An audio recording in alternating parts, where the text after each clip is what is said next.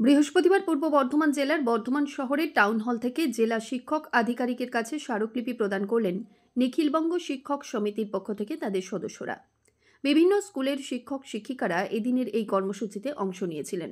15 দফা দাবি নিয়ে ডেপুটেশন প্রদান করা হয় চেয়ারম্যান, ডিআই এবং ডিইওর কাছে।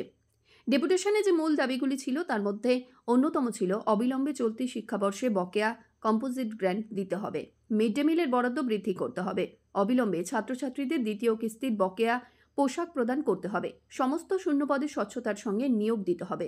কি বলছেন এদিনে নিখিলবঙ্গ শিক্ষক সমিতির সদস্যরা, শুনব।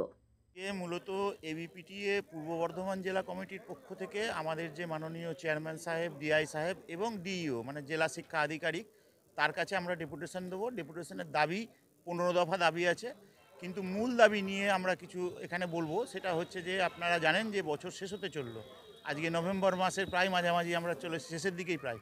তো এখনও পর্যন্ত আমরা যে স্কুল চালানোর যে খরচা, সেই কম্পোজিট গ্র্যান্টের 5টা পয়সা পর্যন্ত এখনও দেয়নি। ফলে শিক্ষক শিক্ষিকারা তার পকেট থেকে পয়সা দিয়ে আজকে স্কুল চালাচ্ছে। এবং আগামী দিনে যেটা করতে চাইছে সরকার, প্রত্যেকটা বিদ্যালয়ে স্মার্ট মিটার বসাতে চাইছে। তাহলে এই স্মার্ট মিটারের বিল সহ যে আনুষঙ্গিক যে খরচা, একটা চক ডাস্টার কেনা থেকে আরম্ভ করে স্কুল চালানোর যা যা লাগে সমস্ত কিছু মাস্টারমশাইদের পকেট থেকে খরচা করতে হচ্ছে। কেন এটা হবে? একটা সরকারি প্রতিষ্ঠান, এবং দেখা যাচ্ছে যে সরকার অন্যদিকে খরচা করতে ব্যস্ত। দুর্গাপুজো বলুন বা আদার্স যে মেলা খেলা, তাতে খরচ হচ্ছে, অথচ স্কুলের বেলায় নেই। তার সঙ্গে সঙ্গে আমাদের দাবি আছে যে আজকে আমাদের মিড ডে মিল চালাতে গিয়ে শিক্ষক শিক্ষিকারা হাঁপিয়ে উঠছে। 5 টাকা 45 পয়সা করে একটা ছাত্রপিছু বরাদ্দ, আজকে ডিমের দাম হচ্ছে একটা 7 টাকা। তাহলে আমরা স্কুলে মিড ডে মিলটা চালাবো কী করে? তাহলে বন্ধ করে দিতে হয়।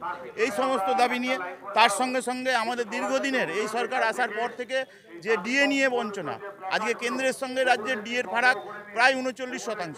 তো এই সমস্ত দাবি নিয়েই মূলত আজকে যাচ্ছি। এর বাইরেও অন্যান্য দাবি যেগুলো আছে সেগুলো আমরা ওখানে তুলে ধরবো।